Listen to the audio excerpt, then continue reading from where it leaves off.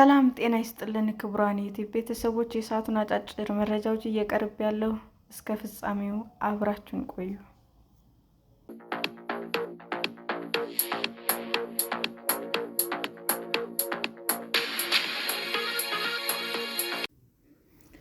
በአፍሪካ ዋንጫ ተሳትፈው የማያውቁ 10 ሀገራት።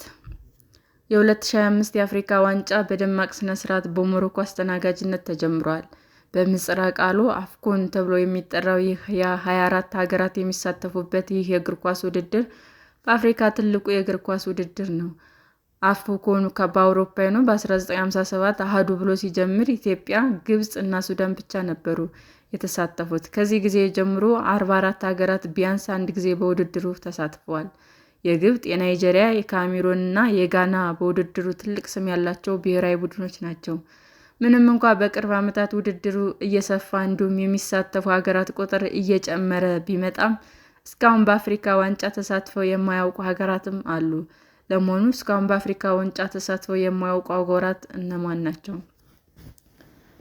ማዕከላዊ አፍሪካ ሪፐብሊክ። አንዳንዶች ይህች ሀገር እስካሁን በአፍኮን አለመሳተፏ ያስደንቃቸዋል። ማዕከላዊ አፍሪካ ሪፐብሊክ ችሎታ ያላቸው ተጫዋቾች እጥረት ያለባት ሀገር አይደለችም። ነገር ግን ሀገሪቱ ሰላም የራቃት መሆኗ ለእግር ኳሱ እድገት መንቀራፈፍ አስተዋጽኦ አድርጓል። በርካታ በአውሮፓ እና በአፍሪካ ሀገራት ክለቦች የሚጫወቱ ተጫዋቾች አሏት። ነገር ግን ብሔራዊ ቡድን በተለያዩ ምክንያቶች የሚገባውን ጥንካሬ ያገኘ አይመስልም። ማዕከላዊ አፍሪካ ሪፐብሊክ በተደጋጋሚ ለአፍሪካ ዋንጫ ትደርሳለች ተብሎ ቢጠበቅም እስካሁን ሊሳካላት አልቻለም። ጅቡቲ። ወታደራዊና ስትራቴጂካዊ ማዕከል ተደርጋ የምትቆጠረው የአፍሪካ ቀንድ ሀገር ጅቡቲ ለእግር ኳስ ትልቅ ቦታ የሰጠች አይመስልም። የጅቡቲ እግር ኳስ ፌዴሬሽን በአውሮፓውያኑ በ1979 ነው የተመሰረተው። የአፍሪካ እግር ኳስ የበላይ አስተዳዳሪ ካፍን የተቀላቀለው በ1986 ሲሆን የፋፍ አባል የሆነው ደግሞ በ1994 ነው። ብሔራዊ ቡድኑ የመጀመሪያ ጨዋታ ያደረገው በ1947 ከኢትዮጵያ ጋር ነበር። ምንም እንኳ የጅቡቲ እግር ኳስ ከቅርብ ጊዜ ወዲህ ለውጥ ቢያሳይም ፉክክር የሚያስተዋልበት ውድድር አለመኖሩ፣ መሰረተ ልማት አለመሟላቱ እና የልምድ ማጣት እንቅፋት ተደርገው ይቆጠራሉ። ዌስትን ለዓመታት በስዋዚላንድ በተሰኘ ስሟ ትታወቅ የነበረችው ሀገር በደቡብ አፍሪካ እግር ኳስ ጥላ ስር ተደብቃ ቆይታለች። የዊስዋቲን ትልቁ ስኬት በ2010 የአፍኮን ማጣሪያ ለሁለተኛ ዙር ማለፏ ሲሆን በምድብ ማጣሪያ ተሸንፋ መውደቋ ይታወሳል። በ2025 የአፍኮን ማጣሪያ ከጊኒ ቢሳው አቻ ስትወጣ ዚምባብዌ መርታት ችላለች። ምንም እንኳ ይህ ውጤት ትልቅ የሚባል ቢሆንም ለአፍኮን ሊያሳልፉት ግን አልቻለም።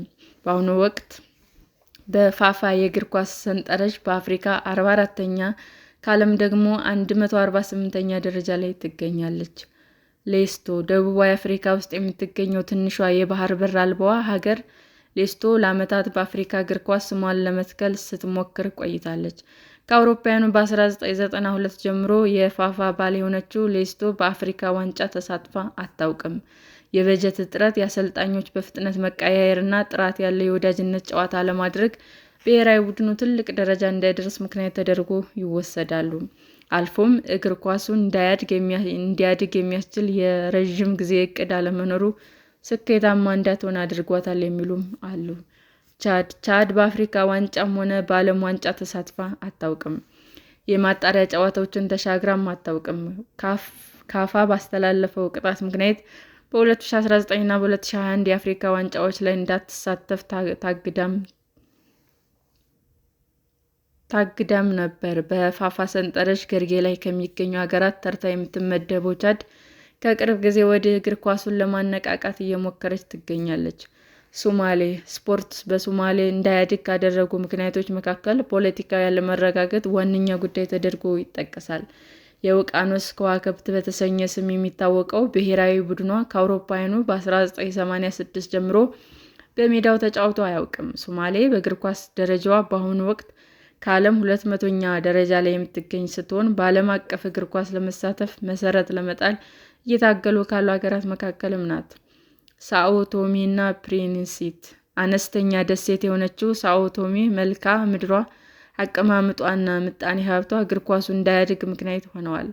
የህዝብ ቁጥሯ ከ200,000 የሚያንሰው ይህች ትንሽ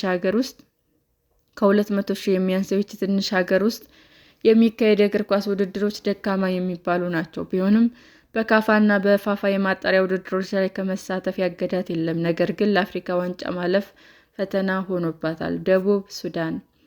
በዓለም በዕድሜ ትንሿ ሀገር የሆነችው ደቡብ ሱዳን እግር ኳስን ከዜሮ ለመገንባት እየሞከረች ትገኛለች።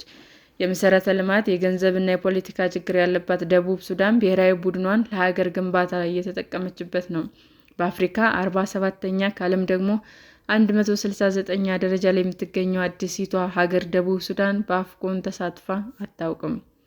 ሴሼልስ ምጣኔ ሀብት ቱሪዝም ላይ ጥገኛ ነው። የምትታወቅበትም የውድድር ስፖርት ዘርፍ የላትም። በሴሼልስ እና በሌሎች የአፍሪካ ሀገራት መካከል ያለው የእግር ኳስ ልዩነትም ሰፊ የሚባል ነው።